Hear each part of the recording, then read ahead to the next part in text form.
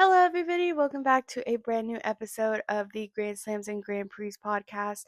As always, I'm your host, Anais Lopez, and you're probably here because you like baseball, F1, or you're a returning listener. And if you're a returning listener, thank you. If you're a new listener, welcome. I think this is episode like 6 or 7, maybe. I'm not 100% sure, but thanks for tuning in for as many episodes as you have, even if it's your first one. Thanks for listening. And with that, just a reminder, as always, please follow our Instagram and TikTok. They're the same on both platforms at GS and GP Podcast. And yeah, I feel like we can jump straight into what our normal routine. Start off with some recaps of what's happened in the last week.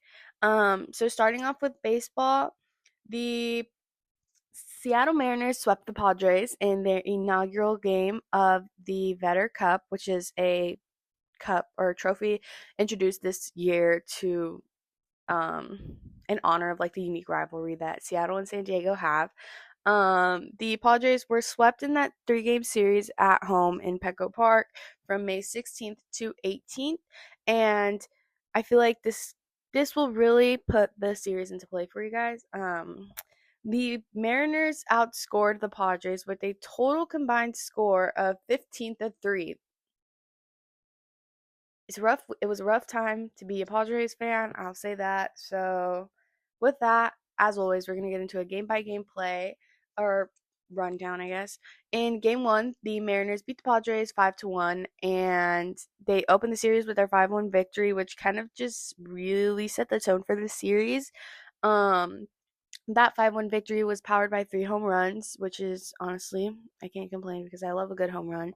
But Seattle's pitching was very strong in the first game and throughout the series, which made it really hard for the Padres to hit. Um, but yeah, the Padres held one single run in this game, and like I said, this game really just set the tone for the whole series. So yeah. In game two, the Mariners beat the Padres 4-1. Cal Raleigh um Cal Raleigh hit a go-ahead solo home run in the seventh inning, his favorite, his 15th home run of the season, tying him for second in the MLB behind Shohei Ohtani, who, if you don't know or don't follow baseball, is a player for the Los Angeles Dodgers. And yeah, after that, Seattle added 2 more home runs in the ninth inning on Dylan Moore's single, and then despite out hitting the Mariners 8-6, the Padres went 0 for 8 with runners in scoring position. So yeah. In game three, the Mariners took their final victory over the Padres in a 6-1 game. Randy Arozarena hit his sixth home run of the season and ignited a 3-run surge for Seattle. And then the Padres offense struggled a lot, not only in this game but throughout the series. They went over 21 with runners in scoring positions over the entire series. So yeah, maybe next time the Vetter Cup will be ours. You win some, you lose some. You can't win them all, I guess. So we'll see. Um, Following that, the San Diego Padres endured a really tough 3-game series against the Toronto Blue Jays at Rogers Center, which is in Toronto, Canada. And yeah, it resulted in another sweep, not by the Padres, but by the opposing team, and it extended their losing streak, the Padres' losing streak, to 6 games instead of the 3 that it was going into this series. In game one, the Blue Jays beat the Padres in a shutout game of 3-0. And the series opener saw the Padres' offense just really stumped. They managed only 5 hits and no runs in this game. As I said, it was like a no score game. So no hits and only 5 hit or no runs and only 5 hits in this game. The Toronto pitching staff delivered a combined shutout, which effectively neutralized the Padres' batting lineup. And the Padres struggled with runners in scoring position again, which contributed to their overall loss as well. The next game was a really tough game to watch as a Padres fan. Let me tell you that. Um, This was a 14-0 game in game 2 of this series. This game marked the Padres' most lopsided loss of the season so far. Dalton Varsho led the Blue Jays offense with a grand slam, while Kevin Gausman dominated on the mound, striking out 9 over 7 scoreless innings. I really wish that would have been the Padres, not the Blue Jays. But again, the Padres' defense faltered, and they committed 4 errors that compounded against them in the end. So, you know, let's just say it was a hard day to be a Padres fan. And then in game 3, we went into extra innings, going into 11 innings, where at the end, the Blue Jays took the win in a 7-6 game. In the series finale, the Padres showed a lot of resilience, snapping a 28 inning scoreless streak early on in the game, which is really good.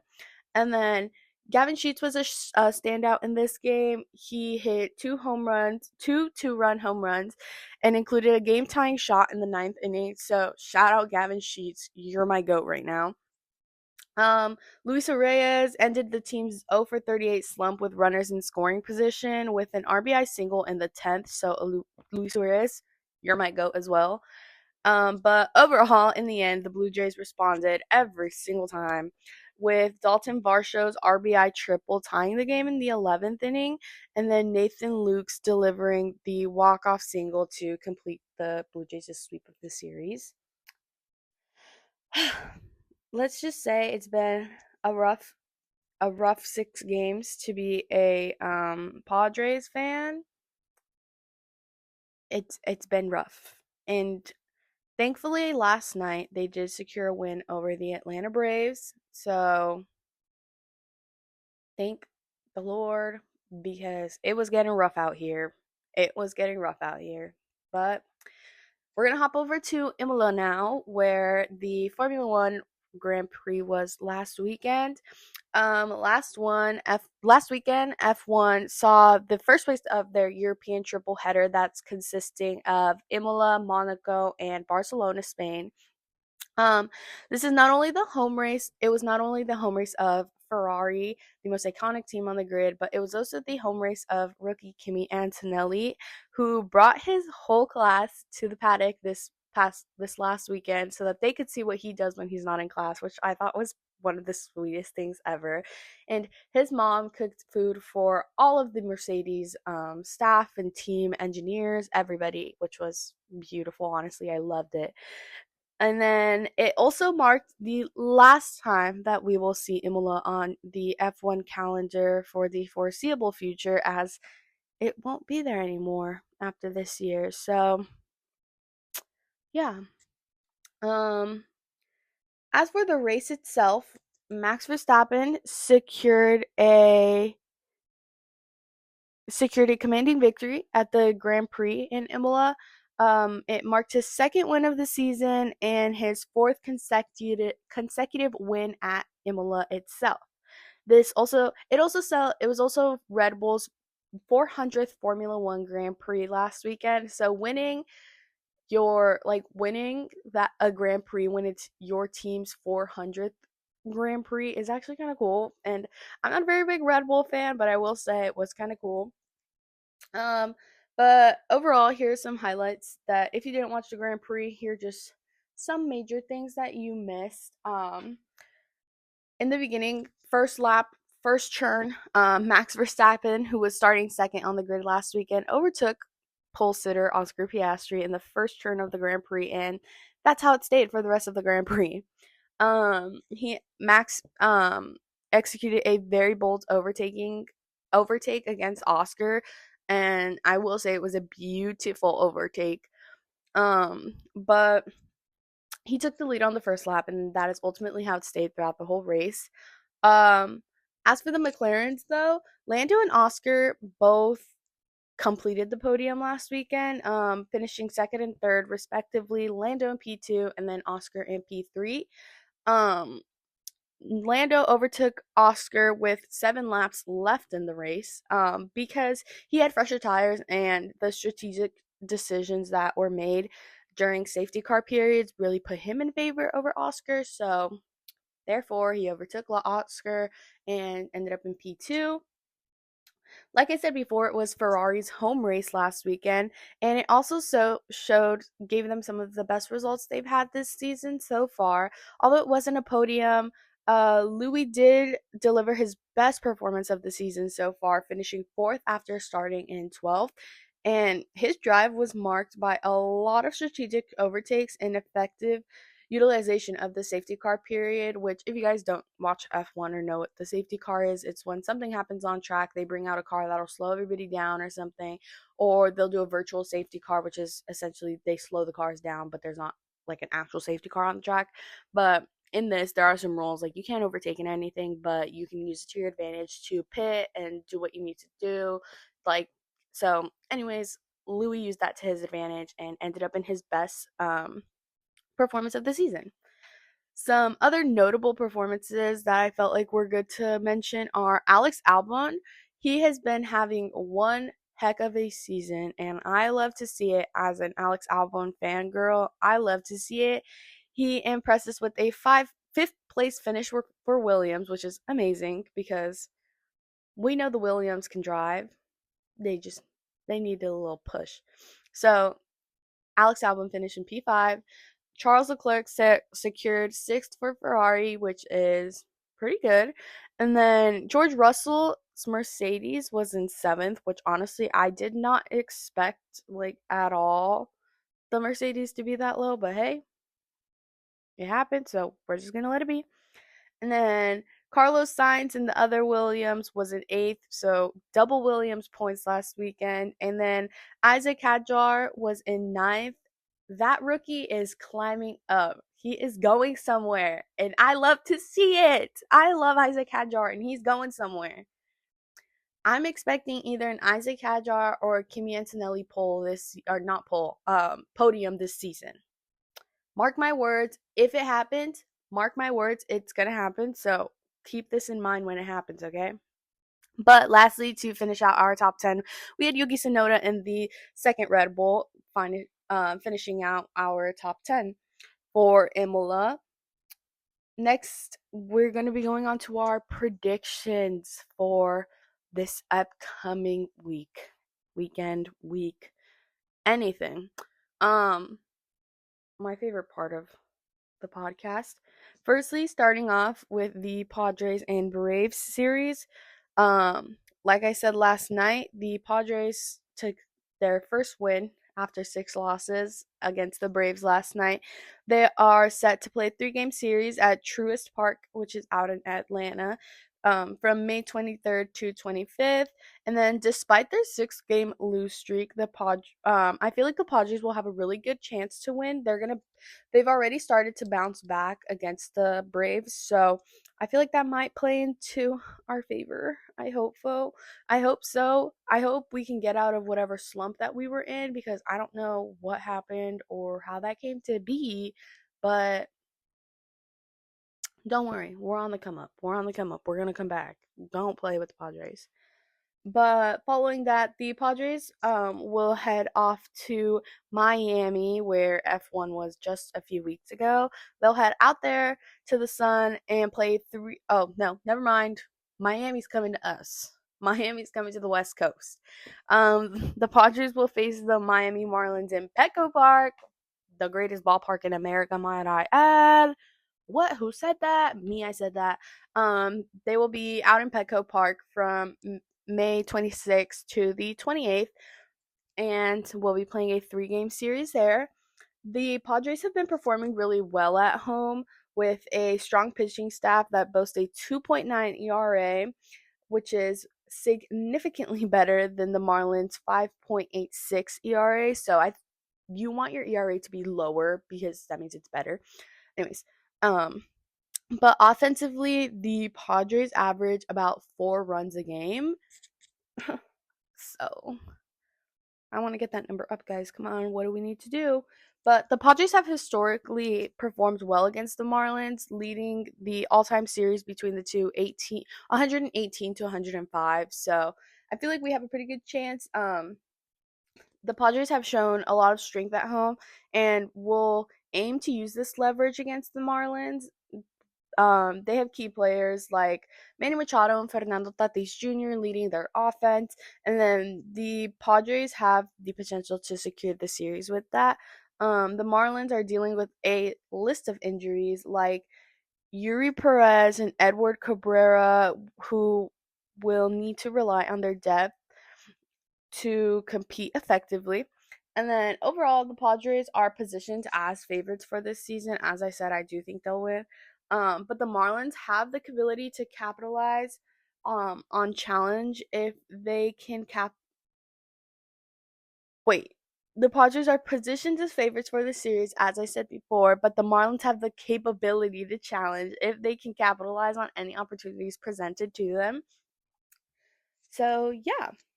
Hopping over to the motorsport world, though, not only do I want to talk about F1 this weekend, but it is a big weekend for motorsport fans. Matter of fact, probably the weekend for motorsport fans.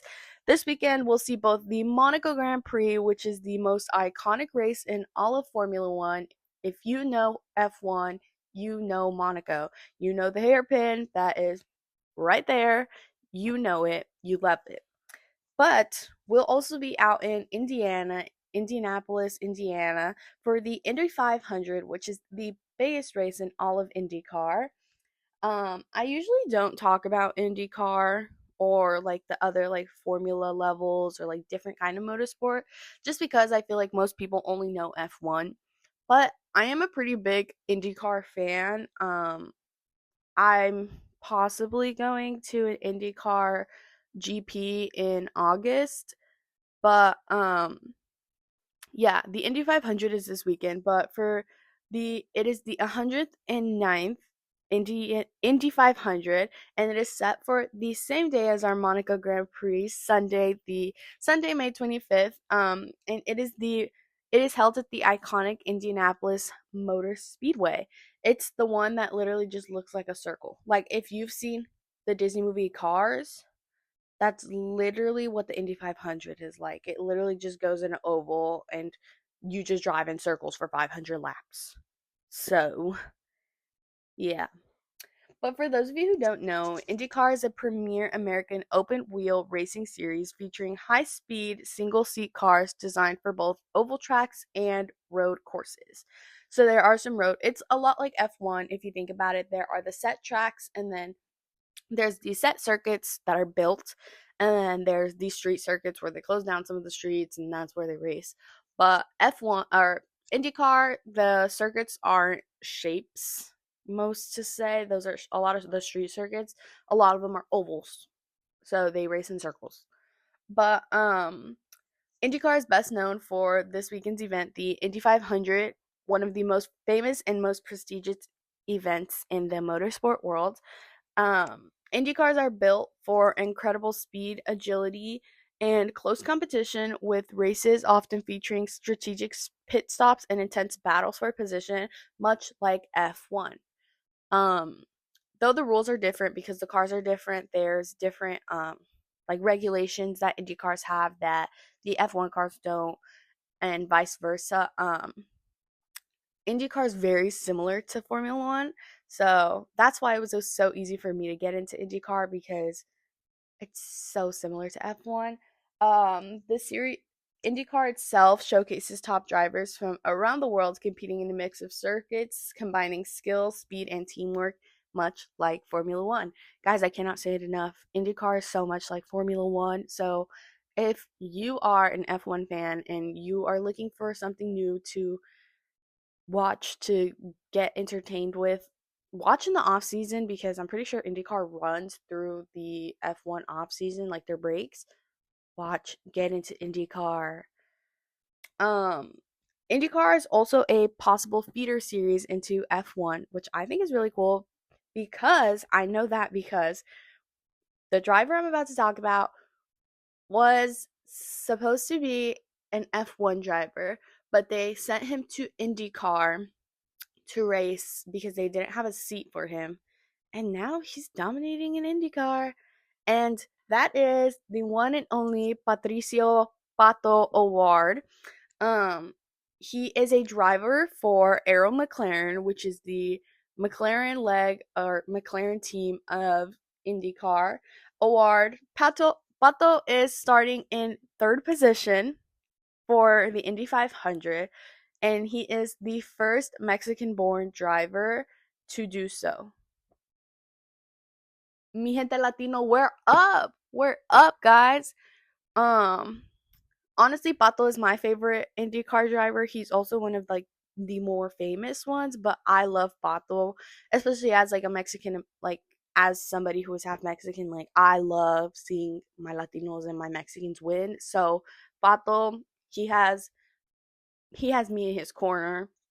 Um, but in the Indy 500, in his history in the Indy 500, he has finished second in two of his last three appearances in the Indy 500, and he is currently fourth in the IndyCar Series standings overall. Um, he just has a lot of consistent performances this season, and it makes him a really strong candidate for victory this weekend. Like I said, he came in second two of his last three appearances at the Indy 500. And literally last year, he was in second until literally like the last lap, last turn of the last lap.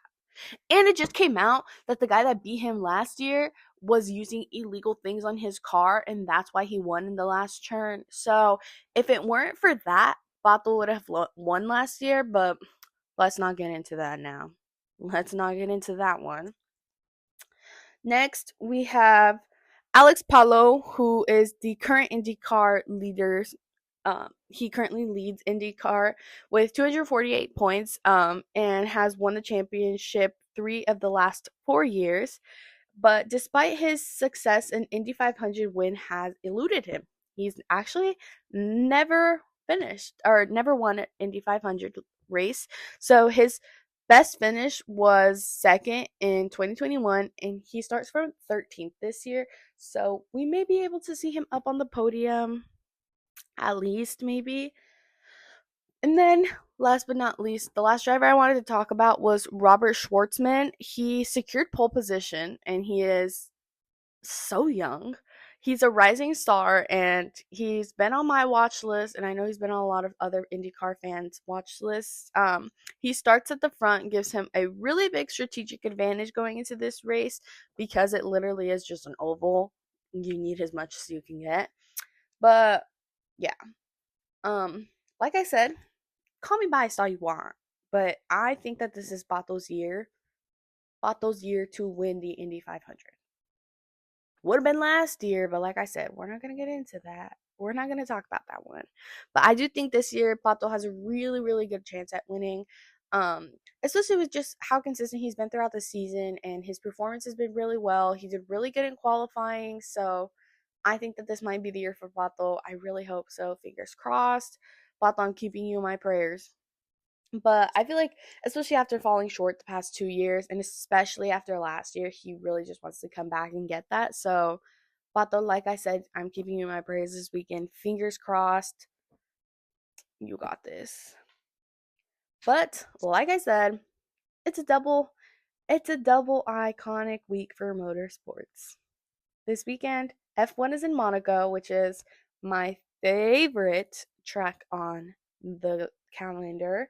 The 2025 Monaco Grand Prix is taking place on Sunday, May 25th, and it promises to be a thrilling event as always, especially with the introduction of the new regulations that the FIA has put in and the competitive qualifying session that we saw. Um, for the first time, F1 and the FIA have mandated the use of three different tire compounds and at least a two pit stop race. Normally, this is a one stop race where cars can only come in one, like they're only required to come in once, but they have upped it since last time, made it a two stop race. Um, this change aims to introduce strategic variability and reduce professional racing, potentially offering opportunities for drivers starting further back on the grid. Um, Monaco is a very tight circuit. It's a street circuit, but the streets of Monaco are very small. They're 2 lanes and probably like this big. Well, not obviously this big, but like they're like pretty small streets, and you have the iconic Monaco hairpin where literally overtaking and anything is almost impossible to do. Um, in a circuit like Monaco, you want to start as far up the grid as you can, as overtaking is notoriously difficult on the narrow streets. Like I said, um, so far in the free practice sessions, we have seen the one and only Monaco native, the Monegasque king, Charles Leclerc, dominate in his home race after he's been struggling this season with Ferrari. We have been seeing him dominate all throughout the practice sessions. So this could possibly be the most ultimate comeback for both Charles and Ferrari, like the team as a whole. Because if you are having such a difficult season and you end up, I'm about to say my prediction. I think Charles will win this weekend. Yeah, I think Charles is going to take it. But if you come from such a difficult season where you have barely made it, like you've made it on the podium once, you've won one sprint, and then you're barely top 10, and then you win in Monaco, oh my god, that's like the most ultimate comeback story of like all times. I would be like gripping the edge of my seat if that was how it went, because that's just so crazy. Imagine that being your comeback story. Like, Ferrari, please, please, Ferrari. Anyways, um, honestly, like I said, I really do look forward to this race so much. Monaco, like I said before, Monaco is my favorite track on the calendar. So every year I always look forward to Monaco, but especially since last year Charles broke that curse that he had where he couldn't win at home. He always had something wrong with his car. He was DNFing, like he was crashing. Like after he broke the curse last year of not winning a Grand Prix at his home Grand Prix, ever since that, Monaco has just added so much more to me. Like, I just love it so much more. Like, I'm a sucker for a good hometown hero story. I'm a sucker for, especially Charles's story, and the commentary got me too. Like, you, like, F1 fans know the exact commentary that I'm talking about because it's just so iconic and it's so beautiful too. But, anyways, I do think that Charles will win this weekend. Despite qualifying, he is P2. He is starting in P2. Lando took pole, and then you have Oscar in P3. I do think Charles will take it. I mean, this is we're talking about the guy who literally grew up on these streets, who knows every turn, every single thing you need to know about this track. He knows it like the back of his hand. So, I mean, I do think Charles will take it. I think Charles will take P1. I think Lando will take P2, Oscar P3. And then I think Louis might take P4, especially with how good the Ferrari has been doing. And then Max will take P5. And then you know what? With the way that he's been doing, I'm going to throw Isaac in there P6. And then Alex P7. Because honestly, like, I feel like if it's one thing that Monaco has the iconic, like, it's like iconic. It has the, like, everybody wants to go to Monaco to see a Grand Prix in Monaco. It's iconic, it's everything, right? But if it's one thing it has too, it's like the sense of like, dude, anything can happen here. Because after years of Charles not finishing at his home race, like something always happening, like if if Charles can win after the curse he had, I think anything is possible. So yeah, I'm saying Isaac P6. And what about it? Also, can we talk real quick? Qualifying was this morning, and can I just say the Mercedes are starting so low. Like, hello? Kimmy literally like went into the wall and then George stopped in the middle of the track. What is wrong with the Mercedes, guys? What is wrong with the Mercedes? Somebody please let me know. Please let me know, guys. But Yeah, so those are my predictions. That's everything I had to say. But with that being said, I hope everybody has a good week this upcoming week. That you watch everything that hopefully you watch everything that I talked about and some of my predictions were right.